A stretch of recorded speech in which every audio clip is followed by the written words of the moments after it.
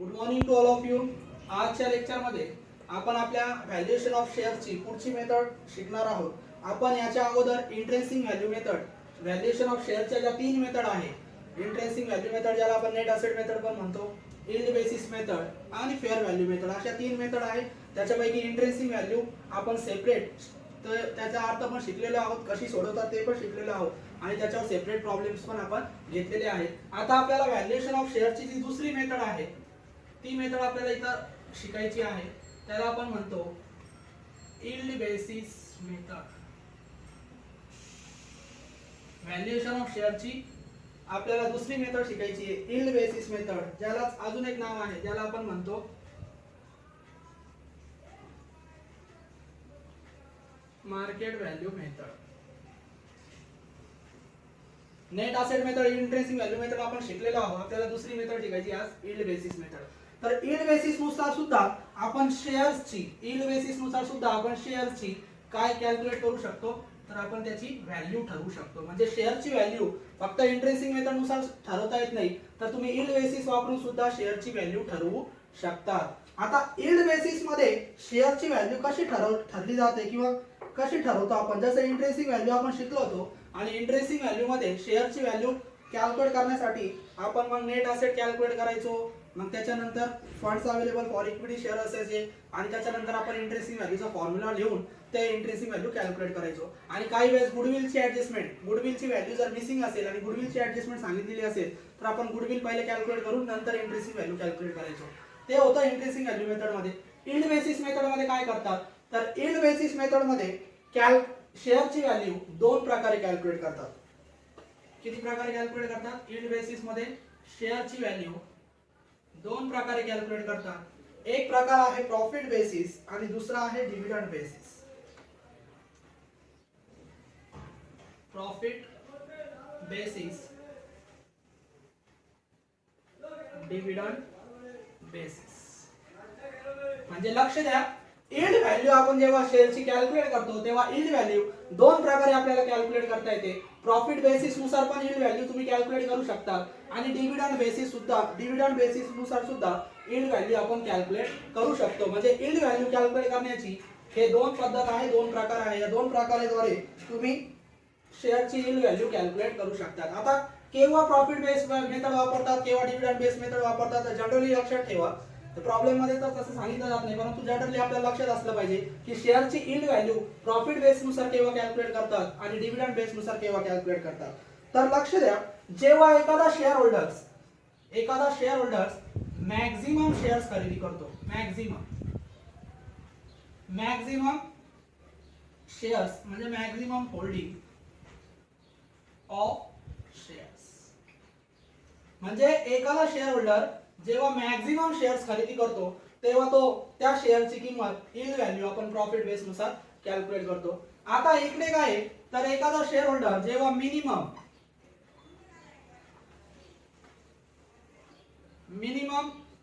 Holding of shares,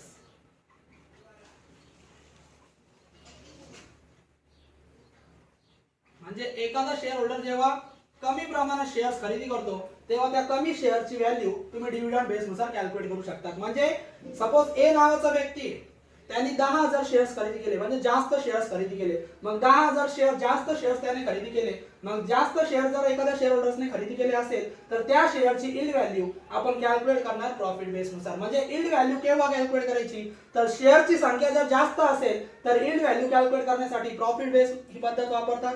शेअरची संख्या, आता ए नावाच्या व्यक्तीने 10,000 नाही तर 100 शेअर खरेदी केले, म्हणजे कमी शेअर्स खरेदी केलेले आहे. मग कमी शेअर जर खरेदी केलेले असतील तर कमी शेअरसाठी प्रॉफिट बेस पद्धत वापरली जात नाही. जर शेअर होल्डर्सने कमी शेअर्स खरेदी केलेले असतील तर त्या शेअरची यील्ड व्हॅल्यू आपण डिव्हिडंड बेस नुसार कॅल्क्युलेट करतो, डिव्हिडंड बेस नुसार ठरवतो. म्हणजे शेअर होल्डर्सने जर जास्त, इथं मॅक्झिमम होल्डिंग शेअर्स जर त्यांनी खरेदी केलेले असतील तर प्रॉफिट बेस नुसार व्हॅल्यू कॅल्क्युलेट करतात. इथं मायनॉरिटी होल्डिंग आपण म्हणतो, म्हणजे कमी जर शेअर्स खरेदी केलेले असतील तर यील्ड व्हॅल्यू कोणत्या पद्धतीनुसार कॅल्क्युलेट होते, डिव्हिडंड बेस नुसार. आपण पहिले शिकलो की यील्ड व्हॅल्यू किती पद्धतीनुसार कॅल्क्युलेट होते, दोन पद्धतीनुसार, प्रॉफिट बेस आणि डिव्हिडंड बेस. प्रॉफिट बेस केव्हा वापरतात, जेव्हा जास्त शेअर्स खरेदी केले जातात तेव्हा यील्ड व्हॅल्यू प्रॉफिट बेस नुसार सोडवतात. जेव्हा कमी शेअर्स खरेदी केले जातात तेव्हा यील्ड व्हॅल्यू डिव्हिडंड बेस नुसार ठरवतात. तर या झाल्या व्हॅल्यू ठरवण्याच्या पद्धती आपल्याला प्रॉब्लेम मध्ये यील्ड व्हॅल्यू कॅल्क्युलेट करायची कोणत्या तरी एक बेसनुसार. मग कोणत्या एक बेसनुसार, तर पहिले आपण हे दोन्ही बेस समजून घेऊ. इथं मी आपण डिवाइड करू दोन्ही मेथडला.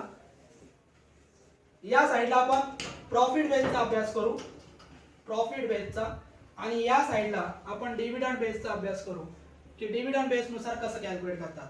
तर लक्ष द्या, प्रॉफिट बेस नुसार जर कॅल्क्युलेट करायचं असेल, कोणत्या बेस नुसार, प्रॉफिट बेस नुसार, तर एकूण 3 स्टेप तुम्हाला पहिले कॅल्क्युलेट करावे लागेल. प्रॉफिट बेस नुसार यील्ड व्हॅल्यू सोडवण्यासाठी स्टेप्स आपण लिहिणार किती, तर पहिली स्टेप तुम्हाला कॅल्क्युलेट करावं लागेल average profit. Average profit calculate करणार. त्याच्यानंतर दुसरी स्टेप तुम्हाला कॅल्क्युलेट करावं लागेल मेंटेनेबल प्रॉफिट.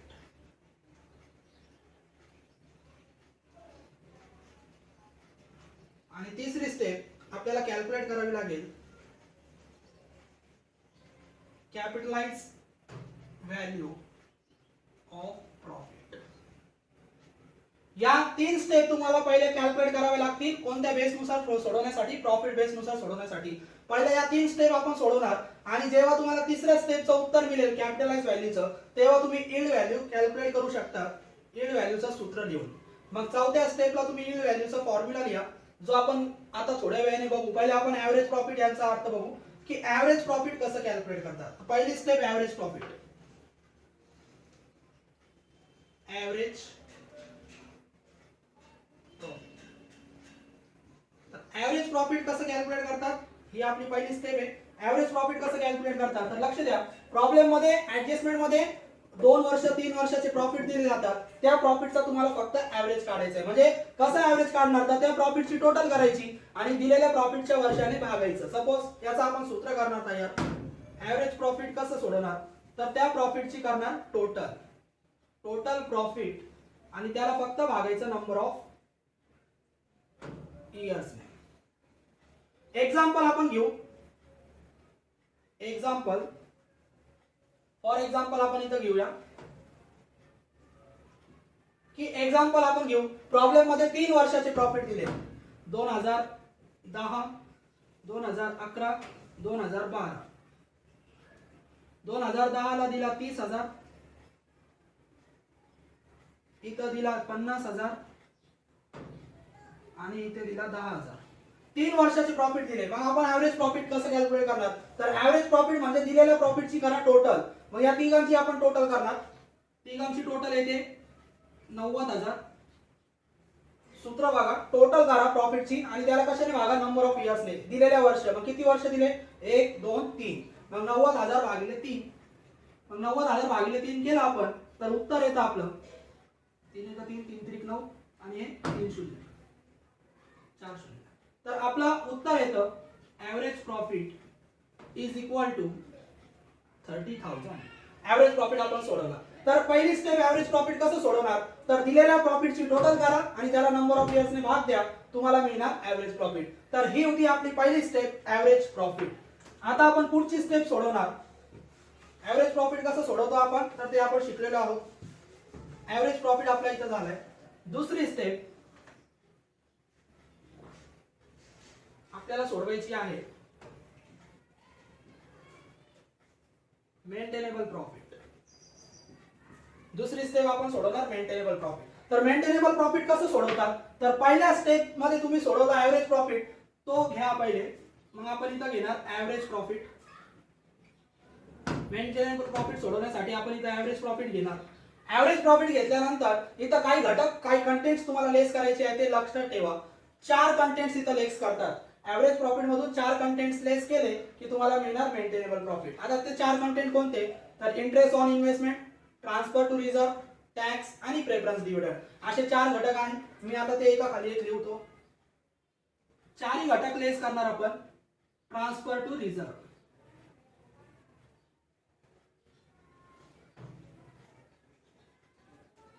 त्याच्यानंतर दुसरा आहे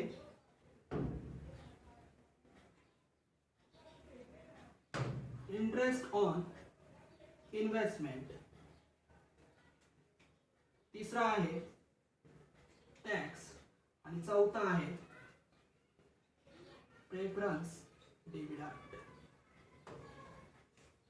हे 4 घटक तुम्ही इथं लेस करा.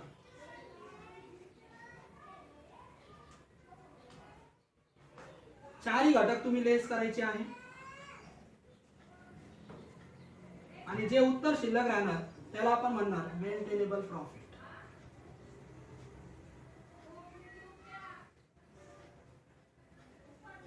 मेंटेनेबल प्रॉफिट आपल्याला मिळाला.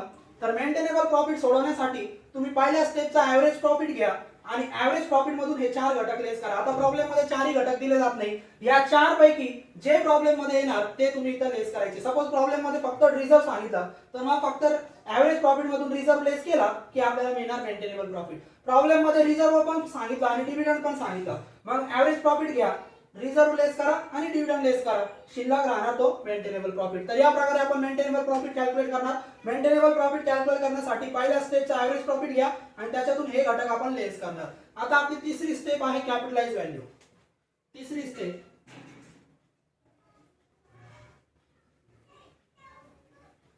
Capitalise value of profit.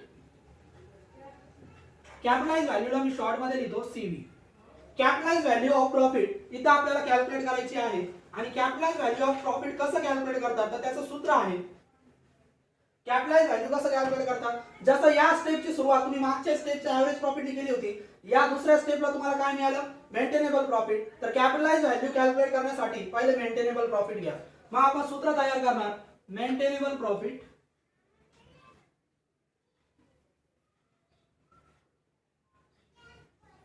Maintainable profit त्याला भाग द्या नॉर्मल रेट ऑफ रिटर्न.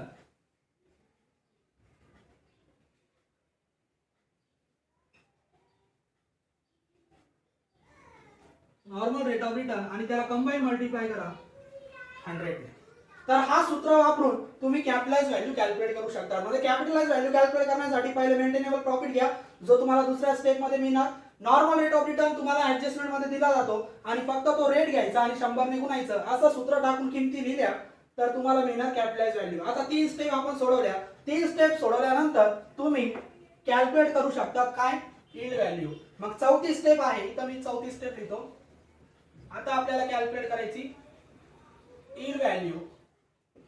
कोणत्या बेस नुसार सोडवतोय आपण, प्रॉफिट बेस नुसार. मग आपण इथं लिहिणार प्रॉफिट बेस. प्रॉफिट बेस नुसार यील्ड व्हॅल्यू कसं कॅल्क्युलेट करणार तर अतिशय सोपं आहे. तुम्हाला तिसऱ्या स्टेपला काय मिळाली कॅपिटलाइज व्हॅल्यू. मग तुम्ही पहिले घेणार त्याच्या सूत्रामध्ये यील्ड व्हॅल्यूचं सूत्र आहे कॅपिटलाइज व्हॅल्यू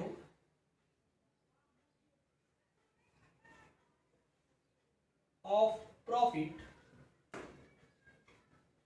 आणि त्याला भाग द्यायचं फक्त नंबर ऑफ इक्विटी शेअर्स.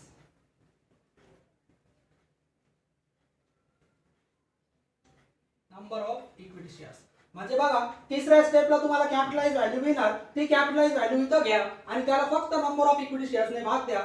या सूत्राप्रमाणे तुम्ही कॅल्क्युलेट करू शकता यील्ड व्हॅल्यू. तर एकूण 4 step, average profit, maintainable profit, capitalise value आणि चौथी काढायची सूत्रानुसार यील्ड व्हॅल्यू. एकूण 4 स्टेप मध्ये तुम्ही प्रॉफिट बेस नुसार कोणती व्हॅल्यू कॅल्क्युलेट करू शकता, यील्ड व्हॅल्यू कॅल्क्युलेट करू शकता. आता आपल्याला इथं शिकायची डिव्हिडंड बेस. डिव्हिडंड बेस नुसार किती स्टेप तर डिव्हिडंड बेस नुसार पहिली स्टेप तुम्ही सोडवणार ऍव्हरेज प्रॉफिट. याच्या पण स्टेप्स आपण बघूया. Average profit. दुसरी स्टेप तुम्ही सोडवणार maintainable profit.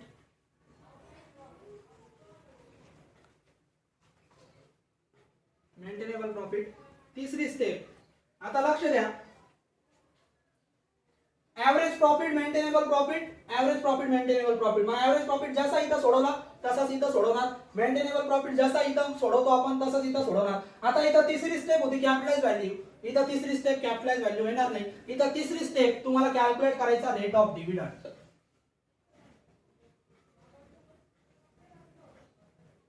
Rate of dividend problem मध्ये दिला तर ही स्टेप वापरायची नाही. रेट ऑफ डिव्हिडंड जर दिला नाही तर रेट ऑफ डिव्हिडंड कॅल्क्युलेट करावं लागेल. म्हणजे या 2 स्टेप आहे तशा इथं घ्यायच्या, फक्त इथं कॅपिटलाइज व्हॅल्यू आपण घेतो. इथं तिसरी स्टेप कॅपिटलाइज व्हॅल्यू घ्यायची नाही. तुम्ही रेट ऑफ डिव्हिडंड कॅल्क्युलेट करा. आता रेट ऑफ डिव्हिडंड कॅल्क्युलेट करण्यासाठी रेट ऑफ डिव्हिडंडचं सूत्र आहे, तो सूत्र आपण इथं लिहिणार.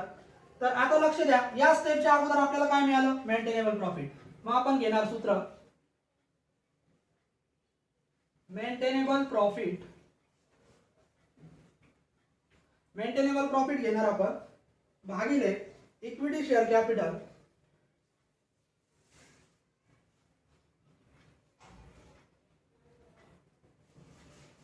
आणि त्याला कंबाईन मल्टिप्लाय करणार 100. या सूत्राचा वापर करून तुम्ही डिव्हिडंडचा रेट काढू शकता. मेंटेनेबल प्रॉफिट तुम्हाला इथं मिळालेला असतो. इक्विटी शेअर कॅपिटल घ्यायचं आहे, संख्या घ्यायची नाही. इक्विटी शेअरचा कॅपिटल बॅलन्स शीटच्या लायबिलिटी साइडला असतो आणि त्याला गुणायचं 100 ने. तर हे सूत्र वापरलं तर तुम्हाला मिळणार रेट ऑफ डिव्हिडंड. आणि आता शेवटची चौथी स्टेप तुम्ही कॅल्क्युलेट करा इल्ड व्हॅल्यू. कोणत्या बेसनुसार कॅल्क्युलेट करतोय आपण? डिव्हिडंड बेसनुसार. मग आपण पुढच्या ओळीवर लिहिलं डिव्हिडंड बेस. डिव्हिडंड बेसनुसार इल्ड व्हॅल्यू कसं कॅल्क्युलेट करतात तर त्याचा पण फॉर्म्युला आहे. तो फॉर्म्युला प्रत्येकाने लक्षात घ्या. त्याचा फॉर्म्युला आहे, आता इथं आपल्याला काय मिळालं? रेट ऑफ डिव्हिडंड मिळालं. मग सुरुवात करणार आपण रेट ऑफ डिव्हिडंड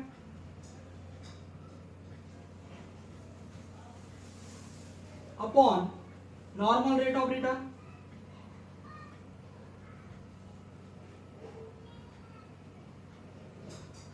आणि त्याला मल्टिप्लाय करणार आपण paid up value of each equity share.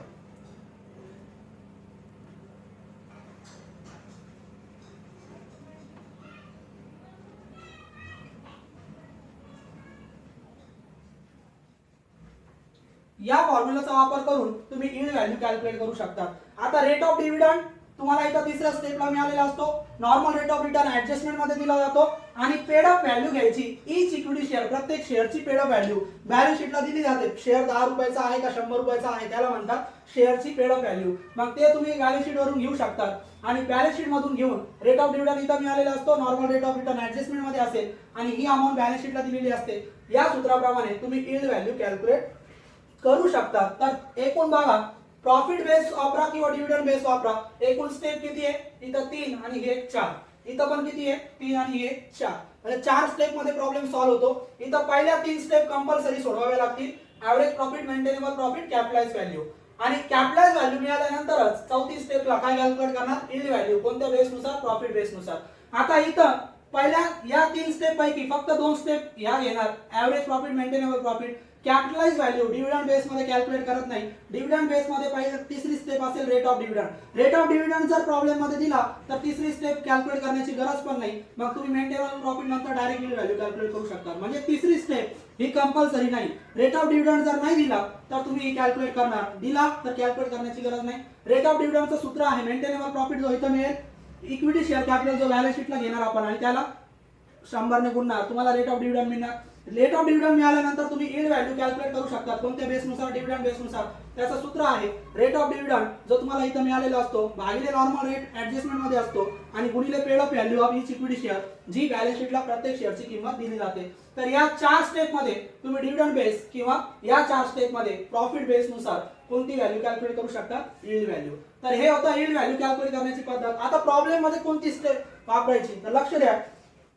Problem मध्ये जर सांगितलं या बेसनुसार सोडवा तर ज्या बेसनुसार सांगितलं त्या बेसनुसार सोडवायचं. शक्यतो प्रॉब्लेम मध्ये सांगितलं जात नाही आणि जर सांगितलं नाही तर आपण इल्ड व्हॅल्यू कॅल्क्युलेट करणार. फेअर व्हॅल्यू मेथडच्या प्रॉब्लेम मध्ये सांगितलं जात नाही तर त्यावेळेस इल्ड व्हॅल्यू कॅल्क्युलेट केली जाते प्रॉफिट बेसनुसार. तर या 3 स्टेप आणि चौथी स्टेप अशा वापरून तुम्ही इल्ड व्हॅल्यू कॅल्क्युलेट करू शकता प्रॉफिट बेसनुसार. तर ठीक आहे, या लेक्चर मध्ये आपण इल्ड व्हॅल्यूची माहिती घेतली की 2 बेसनुसार कॅल्क्युलेट करतात. मग कशी कॅल्क्युलेट करतात त्याच्या स्टेप्स पण आपण इथं समजून घेतल्या. इथं पण 4 स्टेप आहे, इथं पण 4 स्टेप आहे. तर त्याचा अभ्यास केलेला आहे आपण. पुढच्या लेक्चरला आपण इल्ड व्हॅल्यूचा सेपरेट प्रॉब्लेम सॉल्व्ह करून घेऊया. ठीक आहे, थँक्यू.